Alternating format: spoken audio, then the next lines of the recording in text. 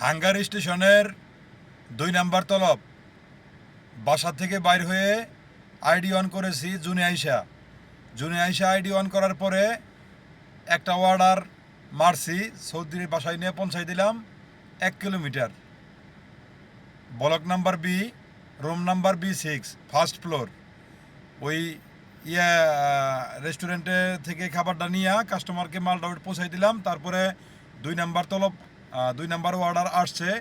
2 number order এই যে আপনাদের দেখাই, ঠিক আছে? এই হলো 2 নাম্বার অর্ডার। এই অর্ডার যাইতেছে কাস্টমার 14 কিলোমিটার সৌদি আরবের রিয়াদের রাজধানীর মধ্যে অবস্থিত আল ইয়াসমিনে এই কাস্টমার অবস্থিত। যাইতেছি কাস্টমারের লোকেশনে, ঠিক আছে? তো কাস্টমার যেখান থেকে অর্ডার করে সেইখানে যাইতে হয়। এটাই হলো এই কাজের সিস্টেম। কাস্টমার যদি 5 কিলো হয় 5 কিলো যাইতে হবে, কাস্টমার যদি 20 কিলো হয় 20 কিলো যাইতে হবে, ঠিক আছে? অর্ডার আসে যেখান থেকে খাবার নিয়ে যেতে হবে সেখানে, ঠিক আছে?